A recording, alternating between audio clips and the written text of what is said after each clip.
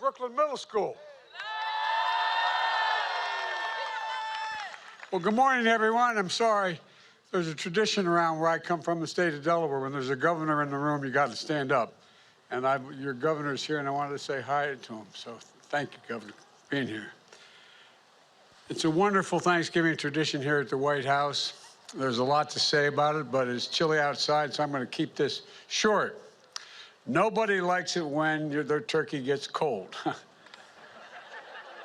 I don't know if they're mad yet or not, but at any rate, I want to thank Ronnie Parker, chairman of the National Turkey Federation, and his family from Monroe, North Carolina. Ronnie's got 44 years in the turkey business, and he also is the grower of our honored guest today.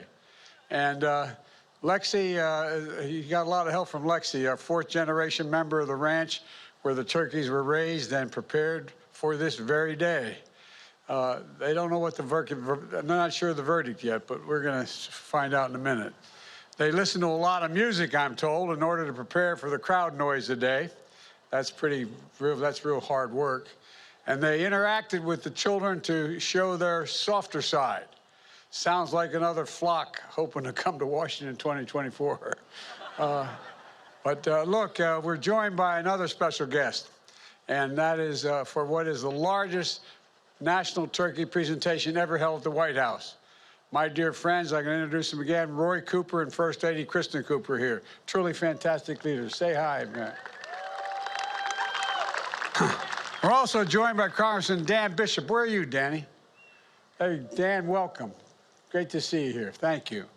And from the 9th District of North Carolina. And a special thanks to members of my staff and their young children who are here today as well. Matter of fact, if you look, you see that dog up in the balcony there, that German Shepherd? That's my dog, Commander. I was worried if he came down here with all of, he'd just do nothing but kiss you and lick you. But he may go after the turkeys, so I kept him up there.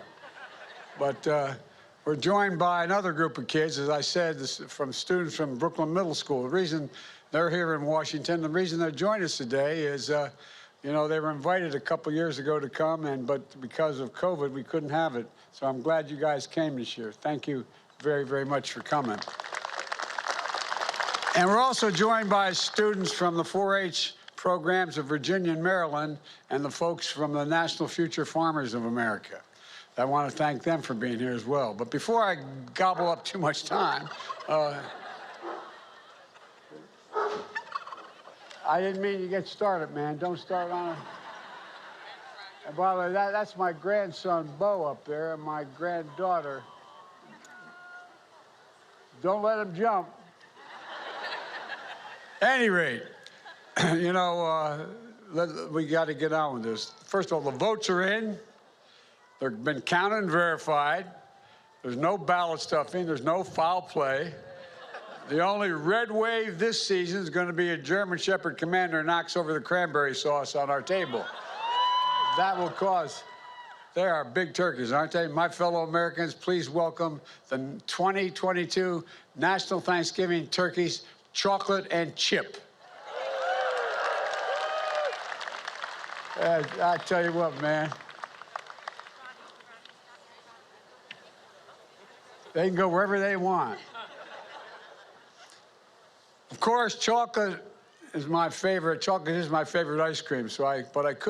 We could have named them Chips and Science. But anyway, it would have been good names as well. But Chocolate Chip weighs 46 pounds, and I'm told he loves catching sun on the Outer Banks. And Chip weighs 47, and he loves barbecue and basketball, I'm told. After receiving their presidential pardons today, Chocolate and Chip are going to head to one of the nation's great basketball schools and research universities, North Carolina State. Now, when we told them they were joining the Wolf Pack, they got a little scared. But then we explained it was just a mascot for the school, as one of the nation's best poultry science departments in the country. And now, based on their temperament and commitment to being productive members of society, I hereby pardon. Yes. I hereby pardon Chocolate and Chip. Which one's Chocolate? Who's Chip? This is Chocolate. This Chocolate, you're pardoned, and so are you, Chip. Chip says, I know, and I don't even have to be told. Honey, why don't we put them on the table? Can we do that? You can do that. That's a big bird, man. We have more chickens than anybody in the nation in Delaware, but we don't have turkeys. Look at this. God love you. Now, this is chocolate, right? It is. Chocolate, you are pardoned. You are pardoned. He said, you had to tell me that? Yeah, you are. Yeah, I'm serious. He said, I don't know, man. You didn't have to pardon me. I knew I was pardoned. At any rate, thank you both very, very much. Thank you. Thank you very much. Appreciate it. Appreciate you. How many turkeys you got down there you raising? Circle S Ranch grows about 9.5 million turkeys a year. God love you. 9.5 million turkeys. I tell you what, that's like some of the countries I've been to. Anyway, do you want to talk? No, look, folks, in all seriousness, let me close with this. We can't forget the reason for Thanksgiving in the first place. The Pilgrims thought it was pretty important in tough times to come together and thank God, to be grateful for what we have. That's what the Thanksgiving tradition is all about, being grateful for what we have. And grateful for fellow Americans who we may never meet, but who will be, there you go. They're grateful. And think about the scientists and researchers, doctors and nurses keeping us safe through the pandemic. 2 years ago, we couldn't even safely have Thanksgiving with large family gatherings. Now we can. That's progress, and let's keep it going. We have new COVID vaccine updates to deal with, new variants to protect you and your loved ones. So get it today. Get your flu shots as well. This winter can be much happier than recent holiday seasons, but you have to do your part. Please visit vaccines.gov. Decide what you're going to do. We're also grateful for frontline workers keeping essential services going and growing and providing food on our tables. We're grateful for our faith leaders and their counsel and comfort and support. Later today, Jill and I are going to be flying down to North Carolina, to Cherry Point, North Carolina, for a Friendsgiving, where we'll be serving Thanksgiving dinner to the troops and military families to demonstrate our gratitude for their service and sacrifice. And so many of those families are missing someone at their table today, like our family. So many military folks that we have lost. And so it's just really, it's important to keep them in our hearts. Those who've lost so much and those who are going to have an empty seat at their table this Thanksgiving. This is a special time, and it's in the greatest nation on earth, so let's be grateful. Scripture says, let us rejoice always, pray continually, and give thanks in all circumstances. Folks, let's remember all the political fighting that goes on you read about.